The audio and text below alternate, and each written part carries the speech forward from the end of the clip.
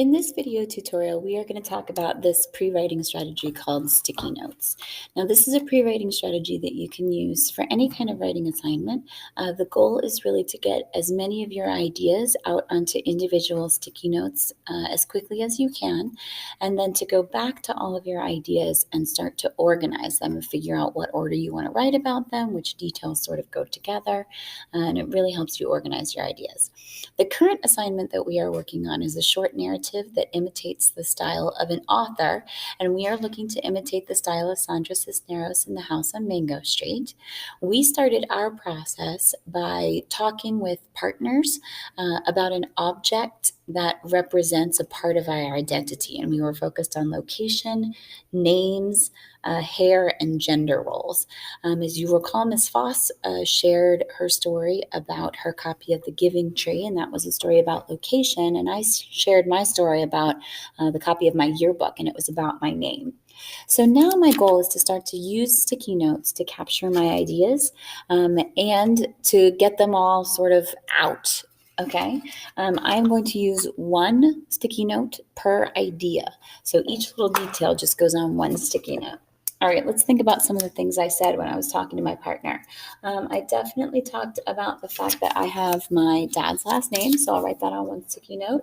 I talked about the fact that I have the same last name, or I had the same name rather, as 5 others in my graduating class.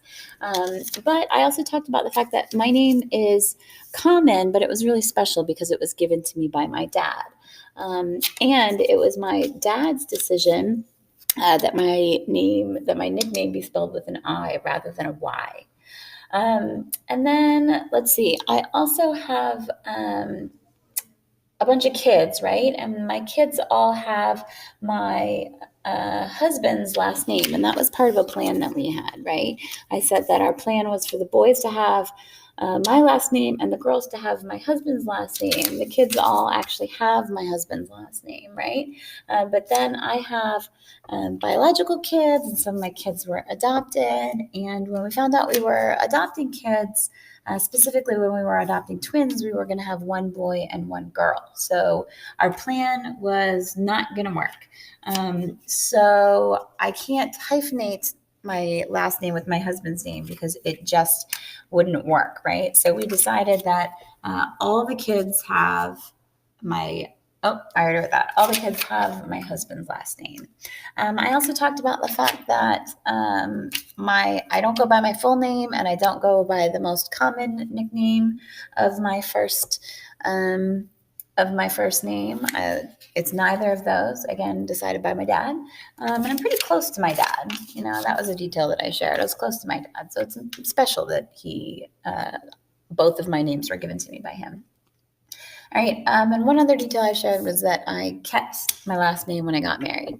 Okay, so once you have a whole bunch of ideas out there, you want to start to think about, well, how are you going to organize your ideas? Which ideas go together, and how are you going to use them to write your narrative? So if I look at all of my ideas here, I talk a lot about my dad, right? There's one from my dad. This one's from my dad. I say I'm pretty close to my dad. This one I talk about my name being common, which actually kind of goes like this, right? So this one is about my name being common, and this one is about my name being common. And this one kind of bridges those two together, so I'm going to clump them. And then I have a lot about my kids, right? Here's me keeping my last name, and then I have bio kids and adopted kids, and the plan was to do this. I can't hyphenate my name, so that kind of goes there. Okay, now I have them in clumps, but what order am I going to talk to them in? Well, maybe I'm going to do mine in chronological order. I'm going to start with me just getting my name, right?